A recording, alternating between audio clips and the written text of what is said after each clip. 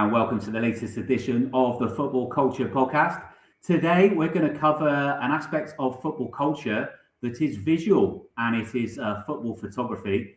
And I have a special guest today who is a football photographer, amongst other things, George Barner. And George, just introduce yourself to the listeners and tell us a little bit about yourself.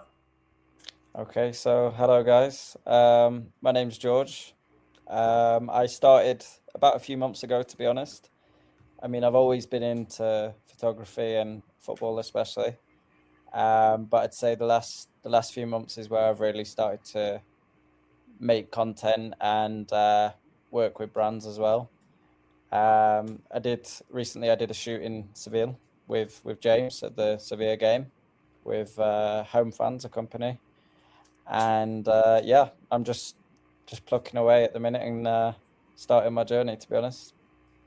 Okay, great. Well, yeah, I saw some of the photographs that you took when we went to the match, and they're fantastic. So I would recommend getting on social media and checking those out.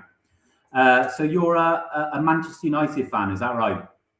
Yes, I am a United fan. Unfortunately, the past few years, but the tide is turning. The tide is turning. United will be back, I believe.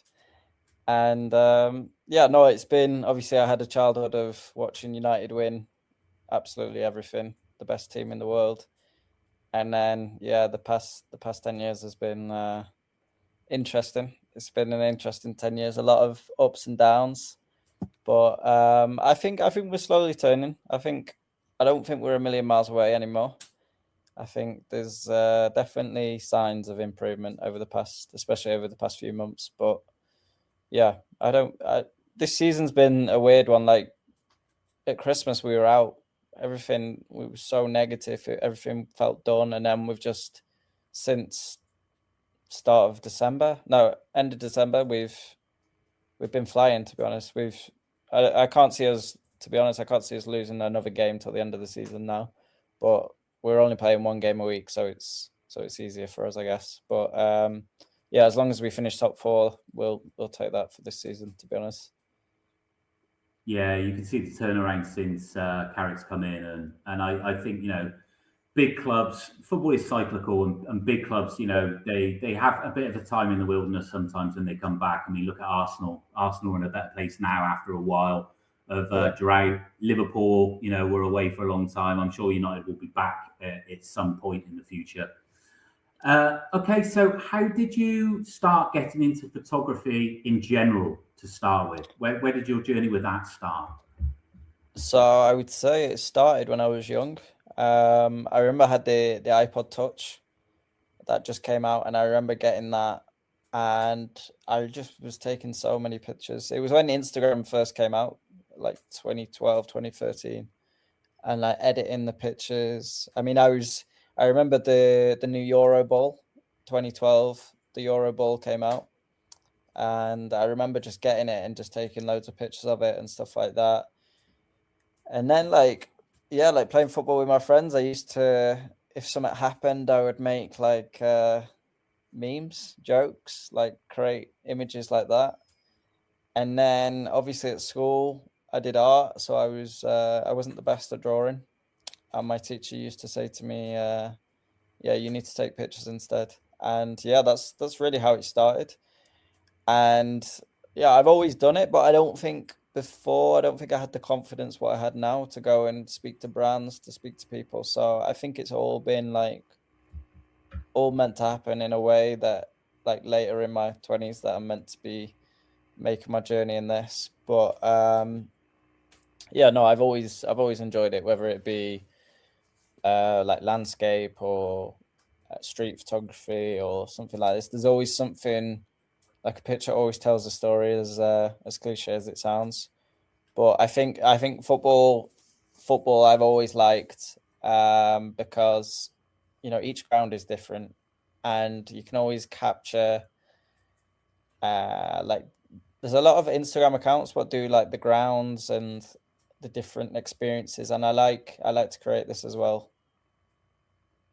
So what is your main focus? Do you like to focus on the action on the pitch?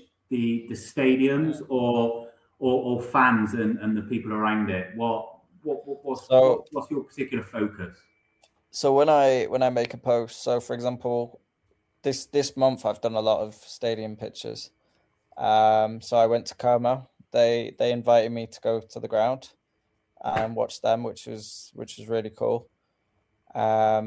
So what I try to do is I try to tell a story. So I try to do like a pre-match. Then there'll be some in the crowd, like the warm-up. Then I'll try and get a little bit of the action.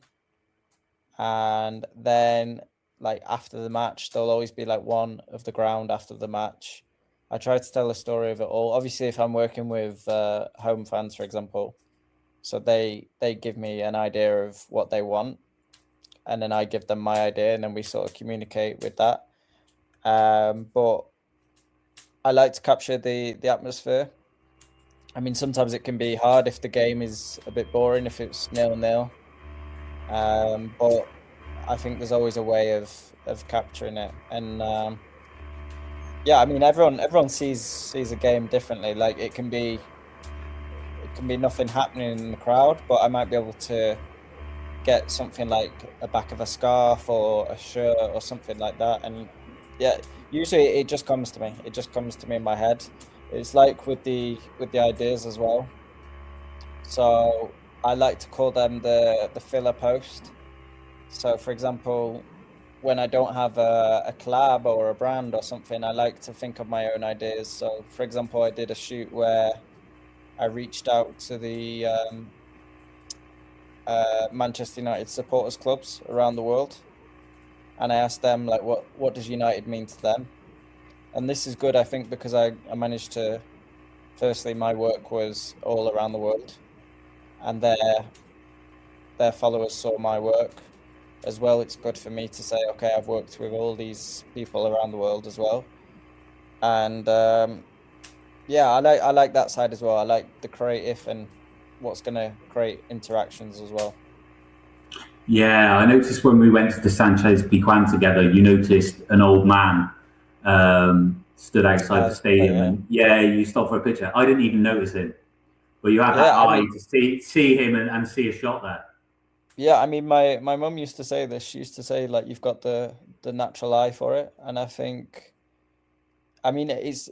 Of course, everyone can do it. Everyone can take the pictures and say, "Oh, it's easy to do," but it's more about the detail of it and seeing. Okay, you know, everyone could go to a game and take pictures, but it's about what you capture and what you're noticing, and it's a big part of that. And I think as well the communication. If you go up to somebody and say, "Okay, look, is it okay if I just take a picture of this?" or explain what you're doing as well, people are a bit more open to it as well. So I think this helps as well, especially in England at the games, because in England at the games, sometimes it's hard to take pictures because people are a bit like, why is he not watching the game, enjoy the game? So that's a hard side of it. But I think if you show them what you're making, or if they see what you're making, 9 times out of 10 people will help you. Like I have an idea, for example, at the minute, and I'm currently making that. And I asked a guy outside Old Trafford the other day, would he want to be a part of it? And he said no, and then just walked away. The next person come, and they were like, yeah, they were from Spain, and yeah, they're helpful. So that can be a hard part of it, but yeah, it's just all about spotting things. Like at Old Trafford as well, the other day against Aston Villa, it was raining really bad, but there was a guy wearing a jacket and it had Rooney and Ronaldo on, and I've never seen this jacket in my life, and I just followed him for like 10 minutes just to get the one shot. But yeah, it's all about capturing the moment if you can. Do you ever end up in a situation where do you take a lot of shots, you know, and a lot of them end up on the cutting room floor, as it were, or do you have that ability to be able to sort of like know if something's going to come out well, or is there ever a situation where you go to take a picture and you think this is going to look great, and then you know later when you look back at it, you're like, oh, it didn't really work? Yeah, no, a bit of both really. Sometimes you take one and you're like, yeah, I know that's going to be good. At the game in Spain, for example, I think this one was much better than the Germany one I did, because I was just seeing so many things to take pictures of. In Germany, it was a bit more harder watching Frankfurt getting the pictures, because firstly, the away fans weren't there for the first half, and then they came in the second half. But there wasn't much in the crowd to take pictures of. At the Sevilla game, there was more, because there was obviously the fans had the umbrellas, a lot of them had the scarves, so there was more to capture there. But I'd say honestly, a mixture of both. Like sometimes I take a lot, other times I can just get it in a few. The hardest one is with film. So when you take it with film, it's really hard, because you've obviously got one shot to make it right. But my favorite like content creator on Instagram is Expired Film Club. I think he is unbelievable, and obviously he's all film, and yeah, he's someone I hope one day my content is at his level, because he's unbelievable, and he would be my dream person to do a shoot with. So do you have is there any others that have influenced you, or? So I like him. Soccer Bible. Soccer Bible. I love this account. I think this is one I've always liked. A few of them I've worked with now, like a few of the artists that I like. So I've done some work with them. Out of football, I did one with Banksy soon. With Banksy, like lately, I love Banksy's artwork as well. But yeah, the main two football ones. Obviously, I'd love to work with like Nike or Adidas. Man United would be the dream. Manchester United would be my dream to do a collab with them, and they have posted my work before. But yeah, Expired Film, Soccer Bible, Pro Direct would be a good one for me as well. Yeah, I wouldn't say no to obviously like the Premier League or Bundesliga or something like that.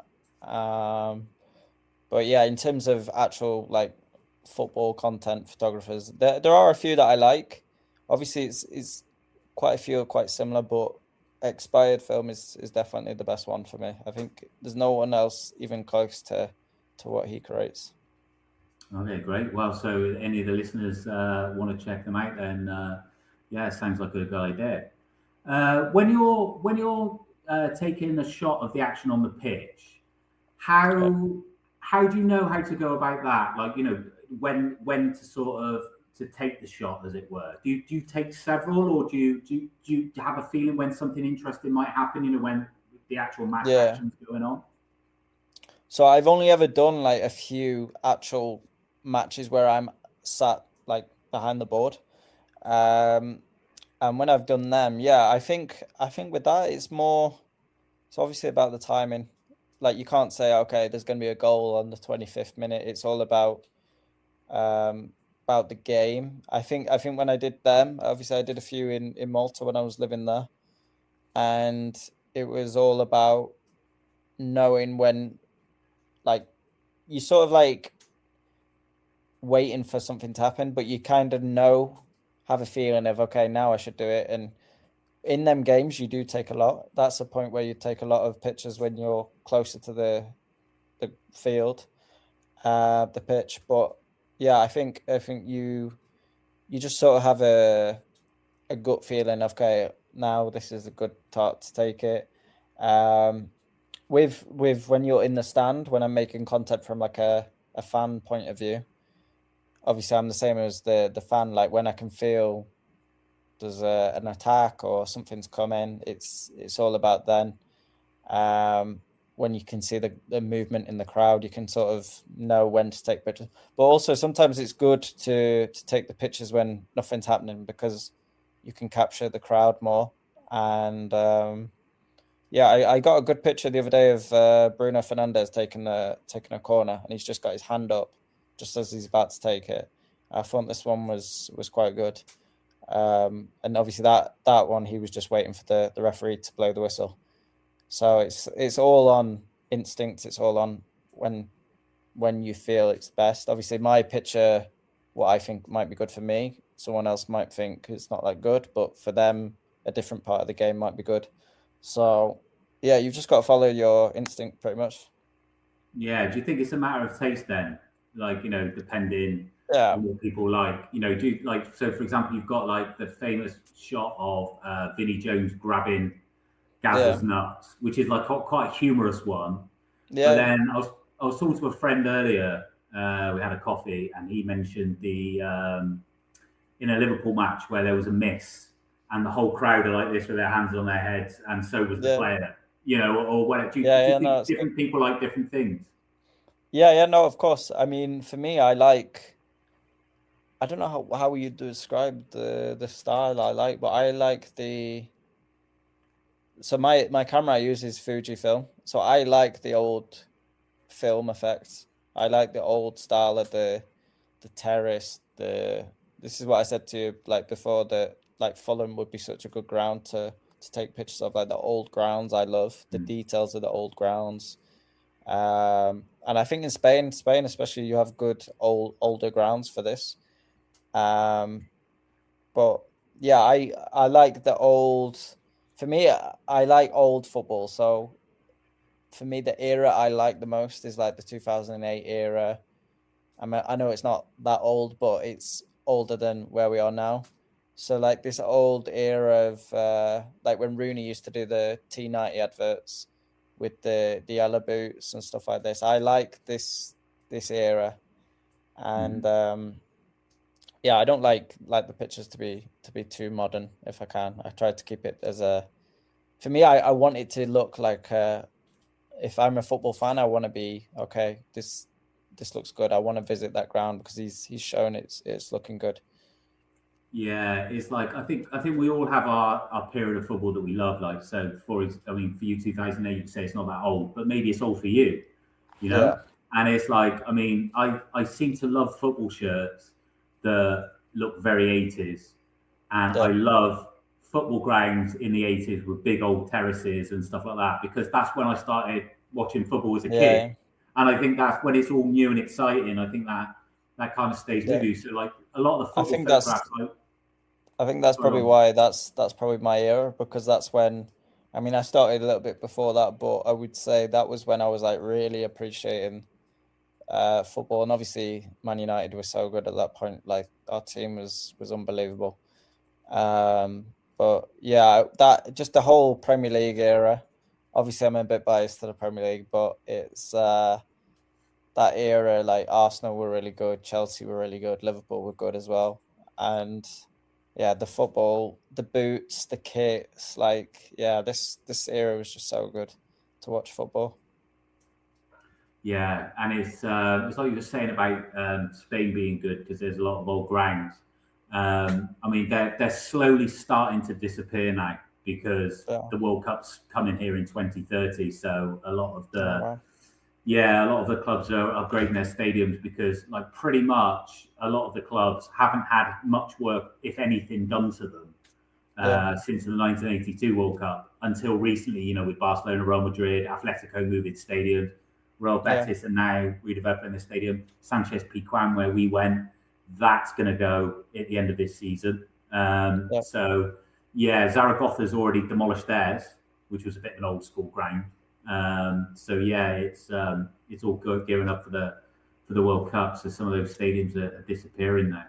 But No, yeah, it's I tough. used to love. Some of the photos I love are just like, I don't know, in the teeming rain on a Yeah. terrace somewhere with a stand from the 1950s is my kind of football photograph, because that just reminds me of being going to football when I was younger, before there was Yeah. a lot more modernization. So yeah.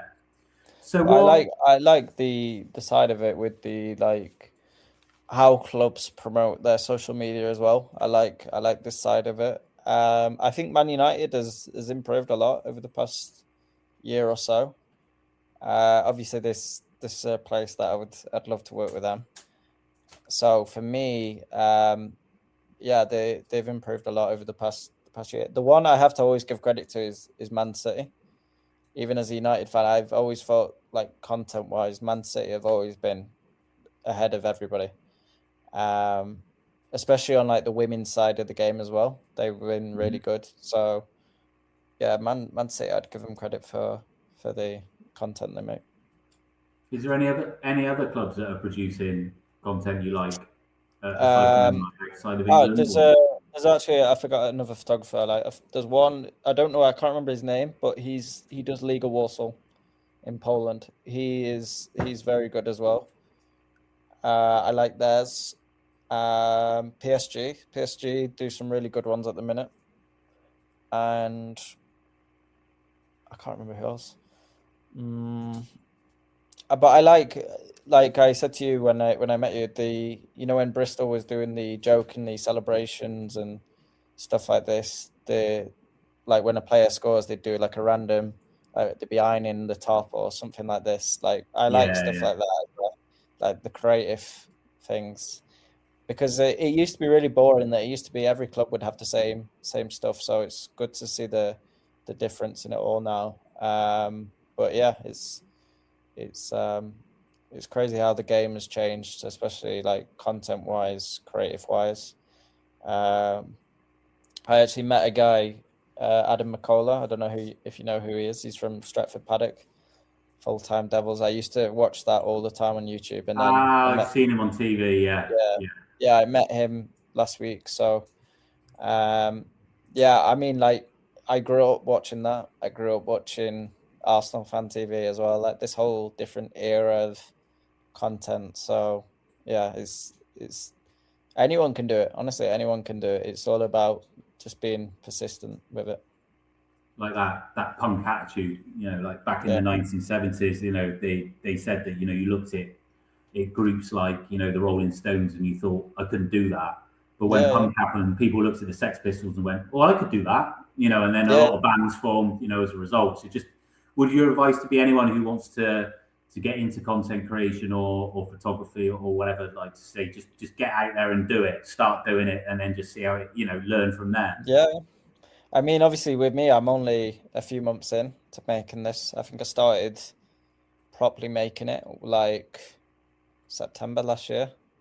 So within less than a year, I've worked with a brand to go and watch football abroad. I've had my work posted on Man United. I've worked with so many artists and famous people in Manchester, especially. So yeah, my advice would just be, you've got nothing to lose. Honestly, you've got nothing to lose. You email someone, they don't reply, just send another email. And if they don't reply to that, I usually do that. Like I have a 2 email thing. If they don't respond, then it's okay. I'll do the idea with someone else. A piece of advice I would give, especially at the beginning, I didn't used to do this, but now I do. I go with, if I want to speak to someone, I go with the idea already in my head. So I have a book of people I want to work with, and I have ideas. So a list of ideas that I have planned. But yeah, I would say just go for it. Like, of course, I remember when I went to college to do photography, like so many people laughed at me. So many people were saying, "Oh, you won't do anything with that. You won't do anything with this." But I mean, it's taken longer. But if I do it now, it's all part of timing. So for me, it's you've just got to get out there and do it. To be honest. Yeah. Follow the things you like doing. Even if it's just as a hobby, and hopefully it turns into a profession. Yeah, of course. I think if you're passionate about something, just go and do it. Like if you want to go and watch football matches around the world, if you want to set up a podcast like this, just do it. Like nobody's gonna. You shouldn't live your life thinking, oh, if this person says this, this does this. Like you just gotta do it. Yeah, no, absolutely. So, what would you say are your favourite sort of classic football photographs from down the years? I'm trying to think of some good ones now. There was some good ones. I mean, the Cantona kick is quite iconic. Course, classic. Yeah, and that ended up being a single cover, because that ended up being the cover of Kung Fu by Ash. Oh, really? I didn't see that. Yeah. So they had one of their early singles was called Kung Fu, It was released in 1995, and the cover of the record was Cantona doing his kung fu kick. Yeah. Really? Oh, that's sick. There's one of Maradona, and it says no drugs. Yes. I like that one. I have that on a t-shirt. I've got a t-shirt of that one. Obviously the Maradona one where he handballs it as well is crazy how they got that in them times.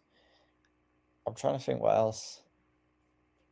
I have a load saved on my Instagram. I have a load saved of what people have taken now, and I'm like, oh, if I can get to that level one day, that would be really good for me.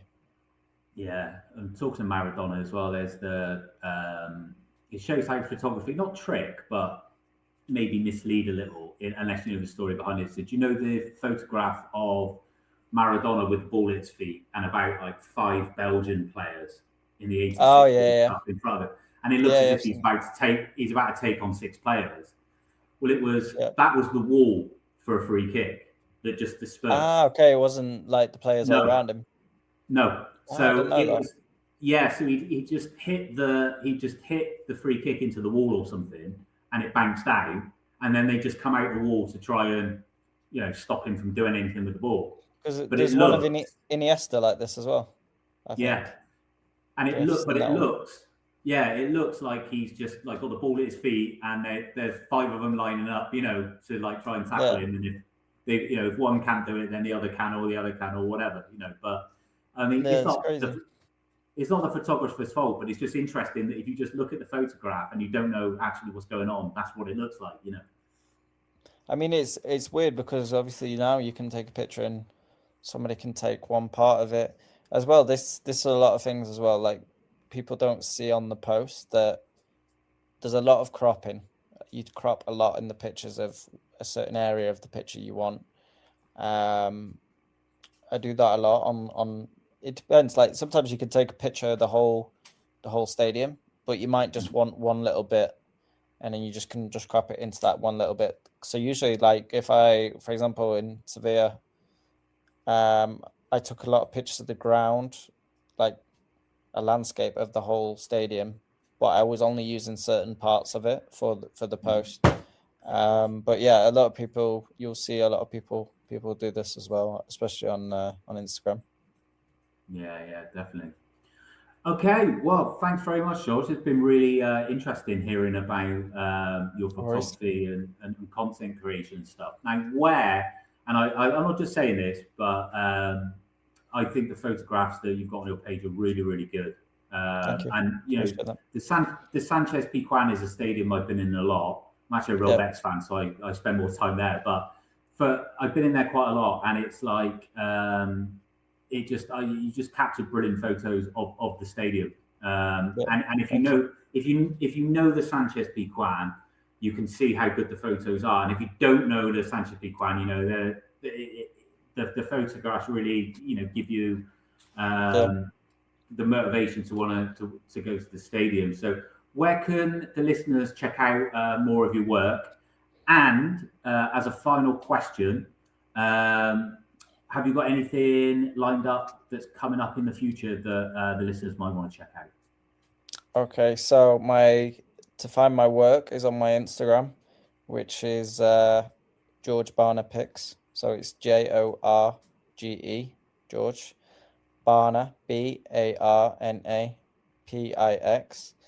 And on there I've got a lot of content what I've done over the past few months. You can see that a series I've been enjoying doing as well, where I like interview people. So a lot of content creators that I've met, I like to do an interview with them. Coming up, I'm going to the United game tomorrow, the women's game. So I'm going to try and get something there. I have a plan to do a game in film as well, in film photography. And after that, I'm planning a few more posts. I've got a few more ideas of what I want to do. And it's not, I don't just post all football. There's other things on there as well. But yeah, hopefully there'll be a few more football trips planned up before the end of the season that I'll do with home fans. Okay, cool. Well, if you ever happen to find yourself in Seville, by all means, come along to a Real Betis game and take some pictures there. I'll come see Amra about. Yeah, absolutely. No, he's playing well. He's playing well. I saw that goal he scored. Goal was really good.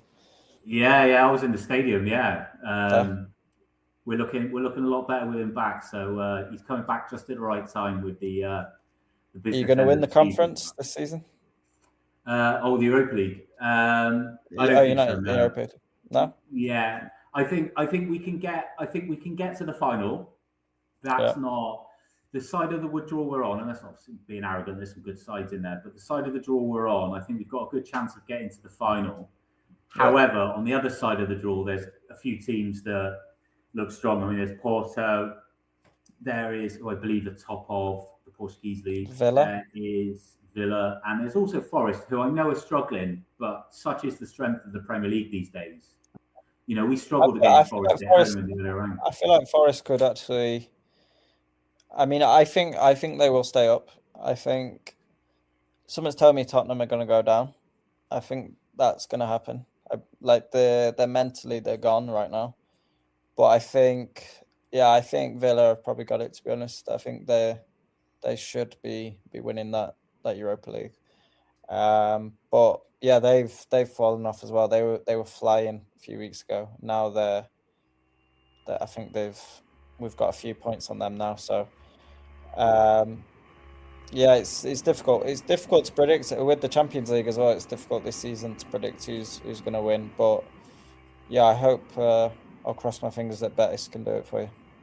Yeah, I hope so. I mean, with Villa, it's interesting, but there was a decision made at Sevilla when Emery was the coach there to prioritise the Europa League over the league. So I don't add any conspiracy, but it does seem interesting that they've done well in the Europa League, but they're falling away a little bit in the league. Maybe Emery's deciding to go for the Europa League. I don't know. I mean, United did that last season. That our league was awful. I think we finished 15th, 16th, and yeah, we just went all out on the Europa League. Obviously, we didn't win it. It was probably the worst game of football I've ever seen in my life. But yeah, I think Villa should probably do that. They should go all out for the Europa, but they're not. Obviously, they're still fourth, so they're still in the Champions League spots. But I think, like teams like Villa, they don't win many trophies now. Obviously, before they used to. So why would you not just go all out for a trophy? Absolutely, trophy is always better than a league position. Okay, guys, that's it for this episode. Please like and subscribe to the podcast. We're on all the social media. And thanks once again for George coming on the podcast, giving us a bit of insight into content creation, photography, and definitely go and check out his work. It's worth looking at. And George, might see you here in Seville sometime in the future. Yeah, no worries. I love this city, so I'll be back. Okay, great.